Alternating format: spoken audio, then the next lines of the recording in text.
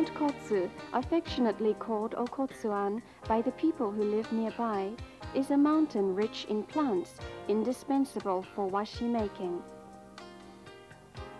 The mountain abounds in washi materials such as kozo and gampi, along with noriutsugi and gimbaiso, which are used to make neri, a viscous formation aid.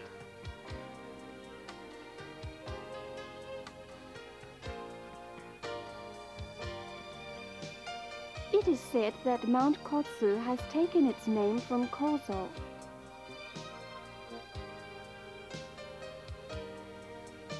The Kawata River that flows through Yamakawa-cho and the renowned Yoshino River, these two waterways supply an ample amount of pure water essential for paper making.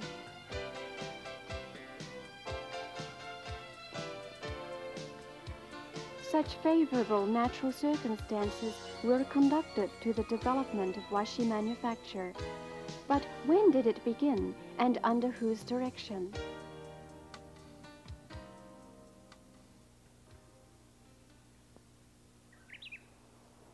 Inbei Shrine, located in Yamasaki, Yamakawa-cho, houses a god regarded by local people as the creator of washi.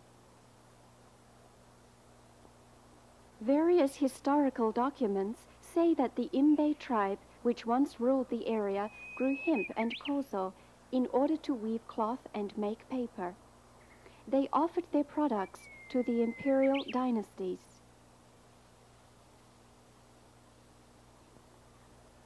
This may be the reason why the god worshipped at Inbei Shrine is regarded as the originator of washi. The art of washi making has been passed down through the generations since the days of the Yamato dynasty, about 1400 years ago. Needless to say, such washi making materials as kozo, mitsumata, and gampi come from trees. Isn't it a wonder to see the conversion from stiff branch to pliant paper? How does this metamorphosis take place? Here is a simple explanation of the washi making procedure. First, the stalks are steamed and the bark removed. Next, the bark is cooked to soften it and eliminate impurities. The subsequent beating separates the fibers. The separated fibers are made into paper. Drying produces finished sheets of washi.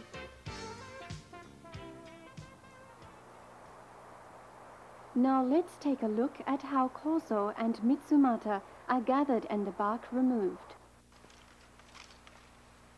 These are fields of kozo and mitsumata located in Yamashiro-cho, Kaminyo in the Miyoshi district. The harvesting begins in February and continues until the end of March, when the fields become covered with mitsumata blossoms.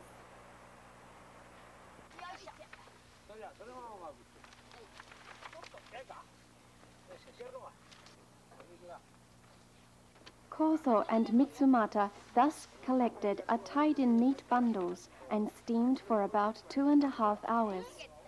This makes the bark easier to peel.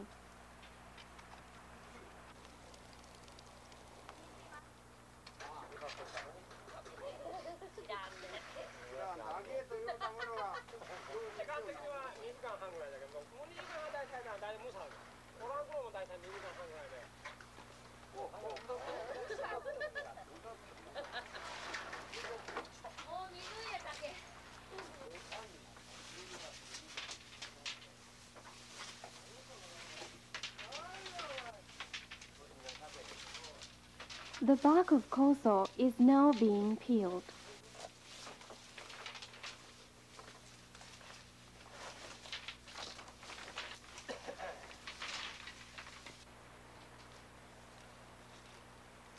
The mitsumata branches, mitsumata means 3 legs, are more difficult to peel, so the work takes place outdoors.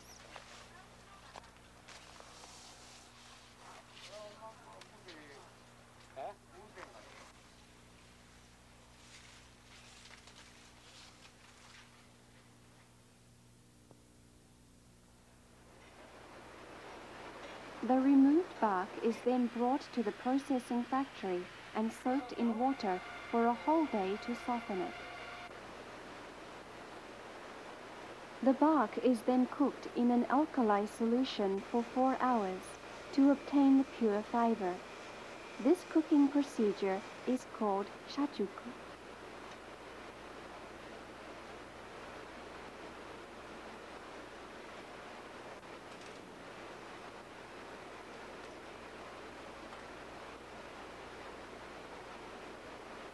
The cooked fiber is left overnight and taken out the next morning.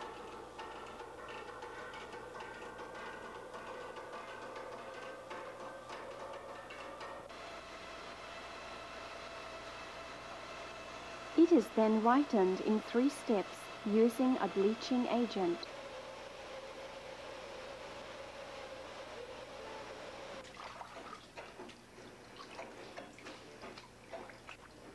Since knots or bark flecks would lower the paper quality, they are removed in this hand cleaning procedure. The work is arduous in winter as the flecks must be hand-picked from fiber soaking in very cold water. There is even a folk verse that testifies to the difficulty of the task. Don't marry your daughter off to a man in Kawata.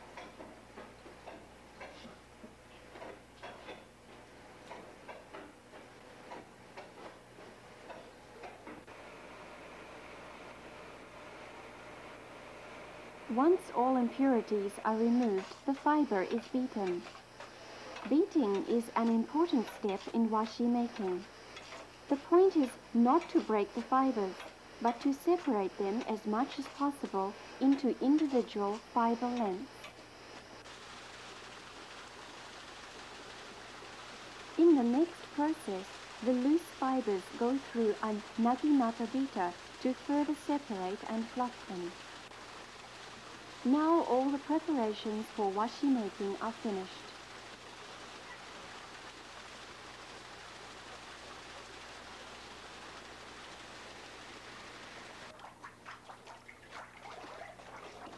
During the paper making process, the individual fibers become intertwined to produce a sheet of washi.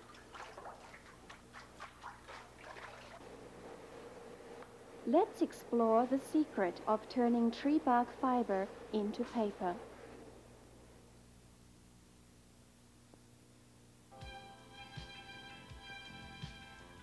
Here is a sheet of washi. See, when it is torn, the fibers of the bark are enmeshed with one another and aligned in the same direction.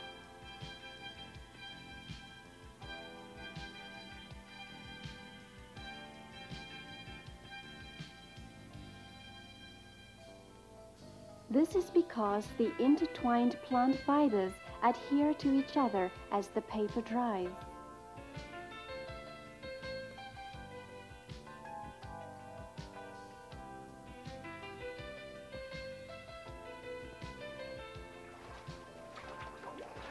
Paper production makes use of this property. The countless fibers that are deposited in thin, even layers bond together when dried to produce a strong sheet of washi.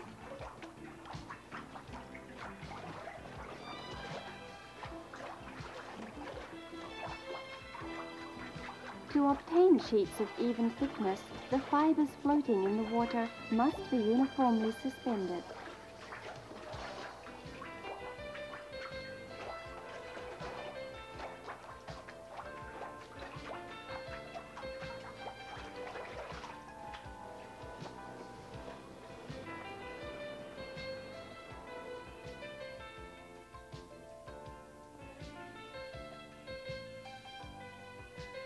Now let's see what will happen if the fibers are put in water.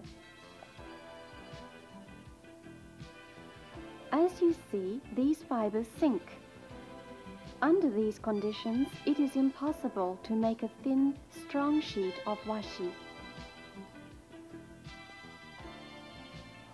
This is where neri comes to play its important role.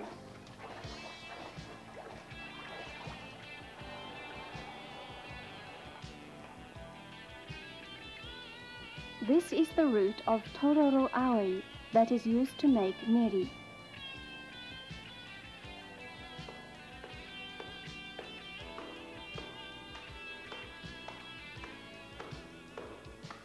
The viscous neri is obtained by pounding the root and soaking it in water for a while.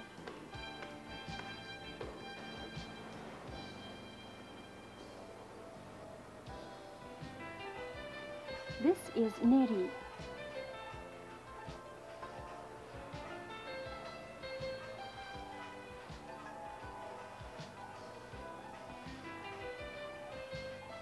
It looks like glue, doesn't it? But neri is not used to glue the fibers. Here is how neri functions.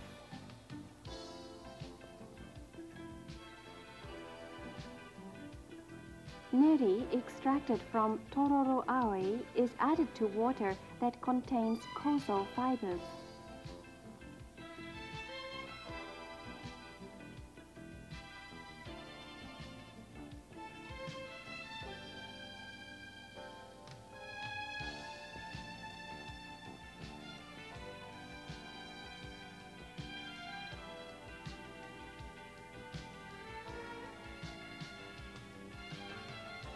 Let's compare how the fibers appear in the water with neri and without it. See the difference. Thanks to the viscous neri, the fibers float in a stable suspension. In addition, the neri keeps the individual fibers evenly dispersed.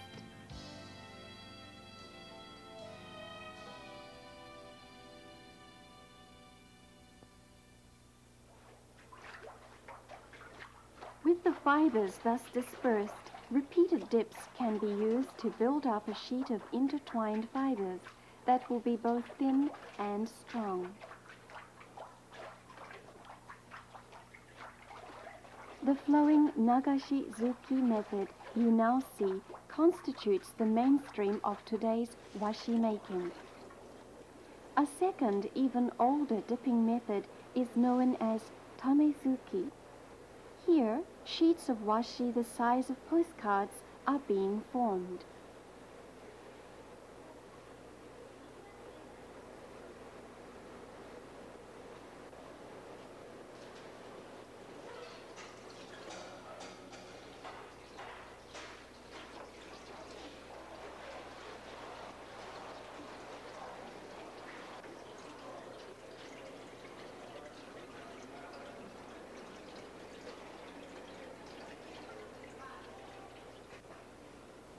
Heavy stones are placed on top of the completed paper and left overnight to drain the water gradually.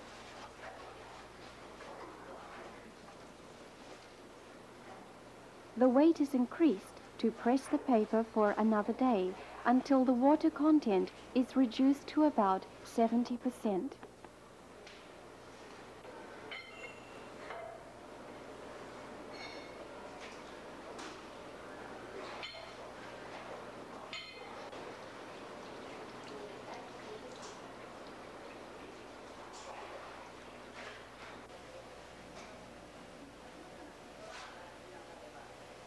The drying process is finished.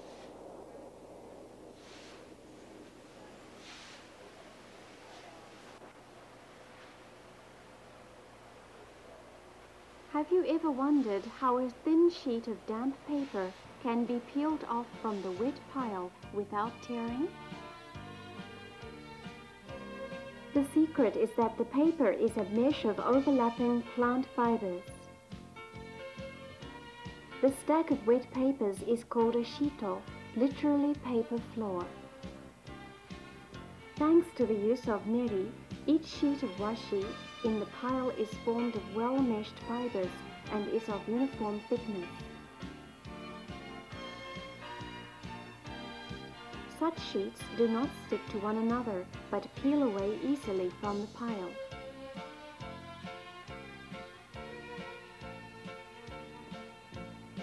Another reason the sheets separate easily is that the paper is still wet. Plant fibers adhere tightly to one another when they are dry. When wet, however, the bond is weak, making separation of the sheets easier.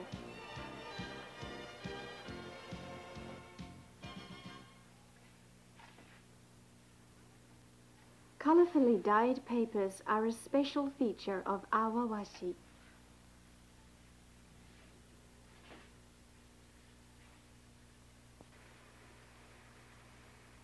There are two methods of dyeing: pre-dyeing the fiber, sakizome, or dyeing the finished sheet, atozome. Here, a finished sheet of washi is being dyed in indigo using the atozome process.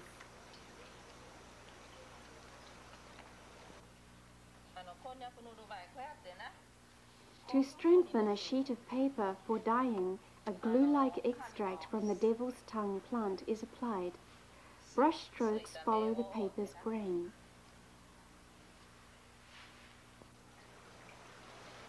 The indigo dye vat must be maintained at the right temperature.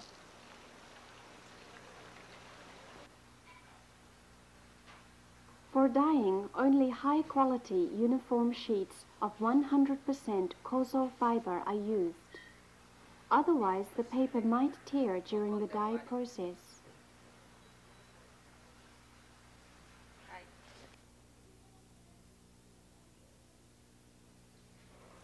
The dye process lets us see how truly strong handmade washi can be. Even considering the coating of devil's tongue extract, it's still surprising that the sheets hold up in water, just like pieces of cloth.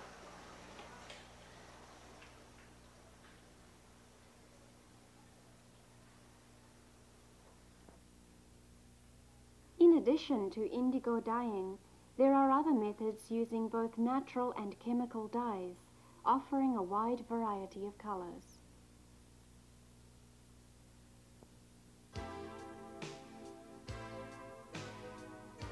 Made from natural plant fibers without chemical additives, washi deteriorates little with the passage of time. The length of the fibers used further enhances the paper's strength and durability.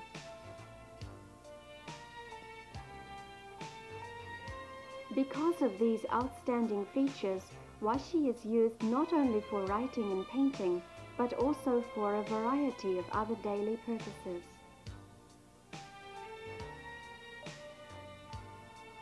The unique texture of washi is refreshing and comforting in our busy everyday lives.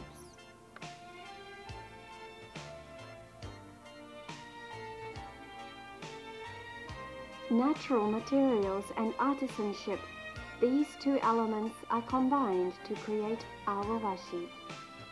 While cherishing its long tradition, the makers of Awawashi will never cease exploring new possibilities for this exceptional paper.